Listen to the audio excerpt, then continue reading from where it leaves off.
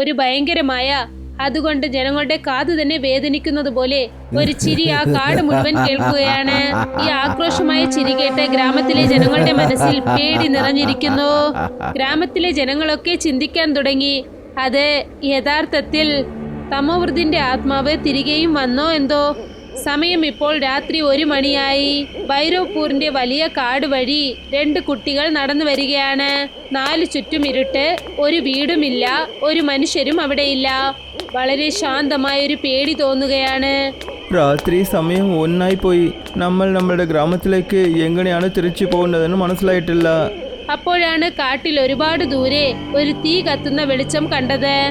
അവിടെ നോക്ക്, തീ കത്തുന്നു. തീർച്ചയായും അവിടെ വീടുണ്ടാവണം. ശരി, വാ, നമ്മൾ രാത്രി അവിടെ ഇരുന്നിട്ട് നേരം വെളുത്തതിന് തന്നെ വീട്ടിലേക്ക് പോവാം. അവർ രണ്ടുപേരും ഇരുട്ടത്ത് ആ തീ ഇരിക്കുന്ന സ്ഥലത്തേക്ക് ചെന്നു. രണ്ടുപേരും ആ തീയുടെ അടുത്തേക്ക് ചെന്നതും അവിടെ ഇടിഞ്ഞു പൊളിഞ്ഞ ഒരു പഴയ വീടിരിക്കുന്നത് കണ്ടു.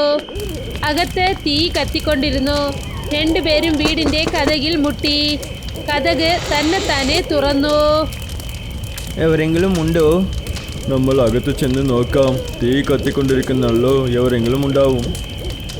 അവർ രണ്ടുപേരും അകത്തേക്ക് കാലടി എടുത്തു വെച്ചതും ഒരു തീപ്പന്തം യാതൊരു സപ്പോർട്ടും ഇല്ലാതെ നടുവീട്ടിൽ നിൽക്കുകയായിരുന്നു. അതിൽ തീ കത്തിക്കൊണ്ടിരുന്നു. ഇവരെ കണ്ടതും ഒരു ഭയങ്കരമായ ചിരിയുടെ ശബ്ദം കേട്ടു. അതൊരു പ്രേതം ചിരിക്കുന്നത് പോലെ ആയിരുന്നു.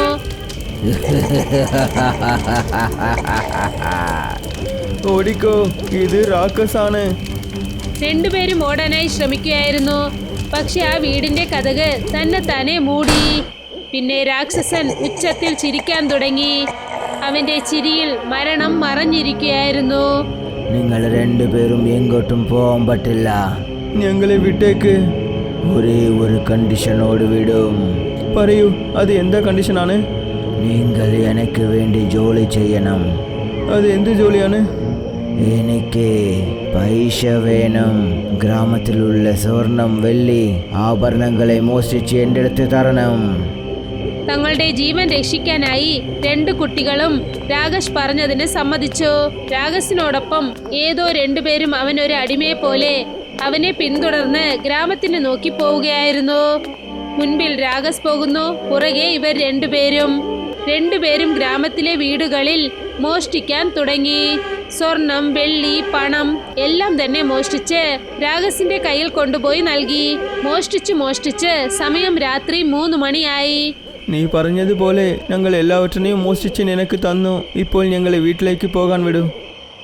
ഇത് കേട്ടതും രാഗസ് കൊടൂരമായി ചിരിക്കാൻ തുടങ്ങി. അത് കേട്ടതും ശരീരത്തിലെ രോമമൊക്കെ വിറയ്ക്കാൻ തുടങ്ങി.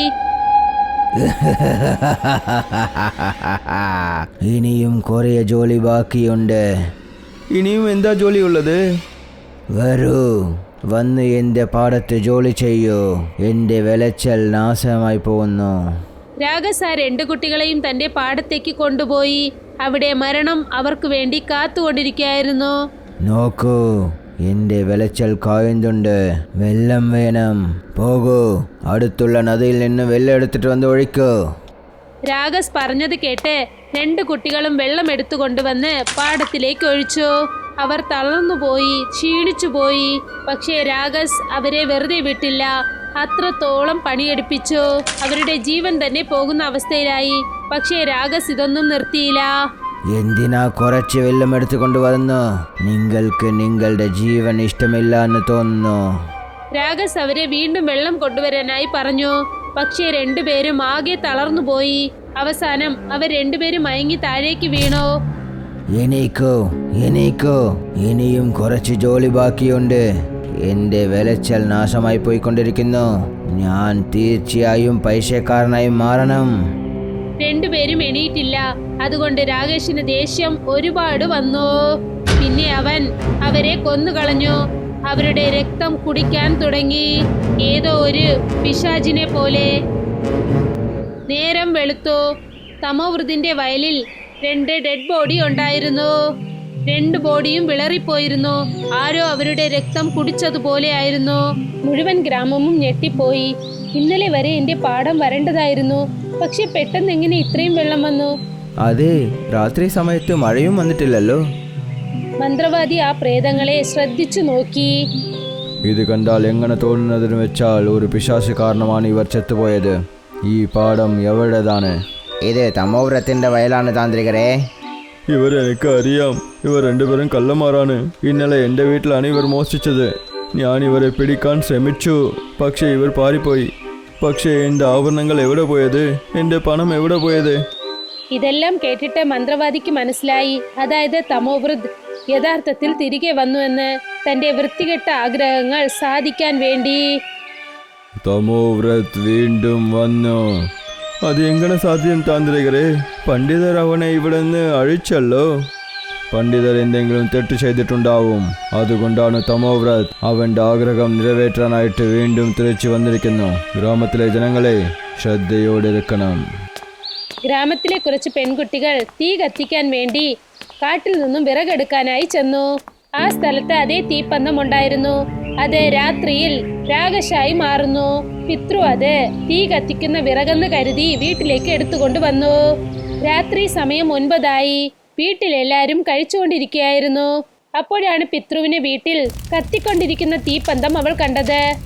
അയ്യോ, വീട്ടിൽ തീ കത്തിയെന്ന് തോന്നുന്നു. അടുത്ത് ചെന്ന് നോക്കിയപ്പോഴാണ് മനസ്സിലായത്, മറ്റുള്ള ഉണങ്ങിയ വിറകുകളിൽ തീയില്ല. പക്ഷേ ഒരേ ഒരു വിറകാണ്, അതിലാണ് തീ കത്തിക്കൊണ്ടിരുന്നത്. ആ തീപ്പന്തം തന്നെത്താനെ എണീറ്റ് നിന്നു. അത് കണ്ടിട്ട് അവൾ പേടിച്ച് വിറയ്ക്കാൻ തുടങ്ങി. അതിലവൾ വെള്ളമൊഴിച്ചു, പക്ഷേ തീ അണഞ്ഞില്ല. അപ്പോഴാണ് ഭയങ്കരമായ ചിരി കേട്ടത്. ആ സ്ഥലത്ത് രാകേഷ് പ്രത്യക്ഷപ്പെട്ടു. ആരാണ് നീ? നിനക്ക് എന്താണ് വേണ്ടത്? രാകേഷ് അടുത്തേക്ക് വന്നു. പിന്നെ പിതൃവിന്റെ അമ്മയുടെ ശരീരത്തിലും തീ കത്തിപ്പിടിച്ചു. അവർ കത്തി ചാമ്പലായി. രാകേഷ് പിതൃവിനെ നോക്കി വന്നു. ഞാൻ നിന്നെ വെറുതെ വിടില്ല. ഞാൻ ചെയ്യുന്ന യാഗത്തിനെ പറ്റിയ രഹസ്യത്തെ നീയാണ് എല്ലായിടത്തും പറഞ്ഞത്. പക്ഷേ പിതൃ അവിടെ നിന്നും തന്റെ ജീവൻ രക്ഷിച്ചുകൊണ്ട് ഓടി വന്നു. ഗ്രാമത്തിലെ ജനങ്ങളെല്ലാം പിതൃവിന്റെ വീട്ടിൽ ഒന്നിച്ചു ചേർന്നു. പിന്നെ അവളുടെ അമ്മയുടെ തീ കത്തിയ ശരീരം നോക്കിക്കൊണ്ടു നിന്നു. മന്ത്രവാദി, ഇന്നലെ കാട്ടിൽ നിന്നും ഞാൻ കുറച്ച് വിറകുകൾ കൊണ്ടുവന്നു. അതിൽ ഒരു കമ്പ് മാത്രം പെട്ടെന്ന് എരിയാൻ തുടങ്ങി. അത് തന്നെ അടുത്തേക്ക് വന്നു. പിന്നെ പെട്ടെന്നൊരു ഭയങ്കരമായ ചിരിയോടുകൂടി അതെന്റെ അമ്മയെ കൊന്നുകളഞ്ഞു. മനസ്സിലായി, അതാണ് രാക്ഷസ്. തമോവ്രത് ഇപ്പോൾ രാക്ഷസിന്റെ രൂപത്തിൽ തിരിച്ചു വന്നു. പക്ഷേ ഞാൻ അവനെ മന്ത്രങ്ങൾ ഉപയോഗിച്ച് കെട്ടിവെച്ചിരുന്നു. അവൻ്റെ അവസാനത്തെ ചടങ്ങുകൾ ചെയ്യുമ്പോൾ അഗ്നിദണ്ഡത്തിനെ നിങ്ങൾ കത്തിച്ചോ? ഇല്ല, ഞാൻ ആ കാര്യത്തിനെ മറന്നുപോയി. ശാസ്ത്രത്തിൽ എഴുതിയിട്ടുണ്ട്, ഒരു പക്ഷേ അഗ്നിദണ്ഡത്തിനെ കത്തിച്ചിട്ടില്ലെങ്കിൽ പിന്നെ അത് രാക്ഷസായി മാറിപ്പോവും. അതിൽ നിന്ന് തപ്പിക്കാനായി എന്ത് വഴിയുള്ളത് താന്ത്രികരെ? ആ ആത്മ വീണ്ടും വന്നാൽ ഗ്രാമത്തിൽ എല്ലാവരുടെ അടുത്തും പറയൂ, എവരും തീ കത്തിക്കണ്ടെന്ന് പറയൂ. അത് വന്നാൽ പിന്നെ ഞാൻ അവനെ പിടിക്കും. ഗ്രാമം മുഴുവൻ അറിയിപ്പ് നൽകി, അതായത് രാത്രിയിൽ ആരും തീ കത്തിക്കാൻ പാടില്ല എന്ന്. എന്നാലേ ആ രാകേഷിനെ മന്ത്രവാദിയെ കൊണ്ട് പിടിക്കാനാകൂ. സമയം രാത്രിയായി. ഗ്രാമത്തിൽ ഒരു വിളക്ക് പോലും കത്തിയില്ല. അത്ര കടുത്ത ഇരുട്ടായിരുന്നു, ശരീരം വിറയ്ക്കുന്നത് പോലെ. എല്ലാരും പേടിച്ച് വിറച്ചുകൊണ്ടിരുന്നു. രാകേഷ് എപ്പോൾ വരുമെന്ന് അറിയില്ല. മന്ത്രവാദി വിശ്വാസത്തോടെ ഇരുന്നു. രാകേഷിനായി കാത്തിരിക്കുകയായിരുന്നു. അപ്പോഴാണ് ദൂരെ നിന്നും തീപ്പന്തം ഗ്രാമത്തിനെ നോക്കി വരുന്നത് അവർ ശ്രദ്ധിച്ചത്. മന്ത്രവാദിയും ഗ്രാമത്തിലെ ജനങ്ങളും ആ തീപ്പന്തത്തിനെ നോക്കി നടന്നു. മനസ്സിൽ പേടി നിറഞ്ഞിരുന്നു. മന്ത്രവാദി ഭസ്മം വെച്ചുകൊണ്ട് മന്ത്രങ്ങൾ ജപിക്കാൻ തുടങ്ങി. ഓം പ്ലേതാത്മാ ബ്ലന്ദ് തീ. നിർത്തു താന്ത്രികരെ, ഞാനാണ് രഘു. നീ ഇവിടെ എന്താണ് ചെയ്യുന്നത്? ഷെടാ, ഞാൻ കയ്യിൽ വെള്ളത്തിനോടൊപ്പം അളഞ്ഞുകൊണ്ടിരിക്കുന്നു. ഒരാൾ വെള്ളത്തിനോട് എന്തിനാ അളഞ്ഞുകൊണ്ടിരിക്കും? സംസാരിച്ചു കൊണ്ടിരിക്കുകയായിരുന്നു.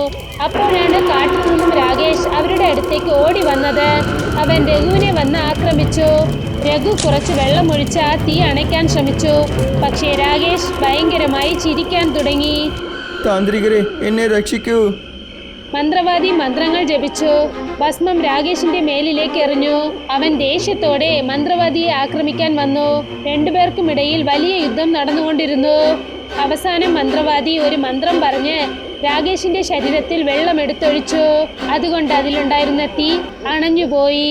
പിന്നെ ആ തീപ്പന്തം തറയിൽ ചെന്ന് വീണു. പിന്നെ ഒരു ഭയങ്കരമായ ചിരി ആ കാട് മുഴുവൻ കേൾക്കാൻ തുടങ്ങി. നിങ്ങൾ എല്ലാവരും എന്തിനാ സന്തോഷിക്കുന്നു? താന്ത്രികരെ, ഇപ്പോൾ ഗ്രാമത്തിലെ ജനങ്ങൾക്ക് ആ രാക്ഷസിന്റെ അടുത്ത് മുക്തി കിട്ടിയല്ലോ. ഇല്ല. ഈ അഗ്നിദണ്ഡത്തിനെ കത്തിക്കുന്നത് വരെ തീർച്ചയായും വിടുതല കിട്ടില്ല. എന്ന് വെച്ചാൽ ഇത് ഇപ്പോൾ തന്നെ കത്തിക്കാമല്ലോ? ഈ അഗ്നിദണ്ഡത്തിനെ അത്ര എളുപ്പത്തിൽ കത്തിക്കാൻ പറ്റില്ല.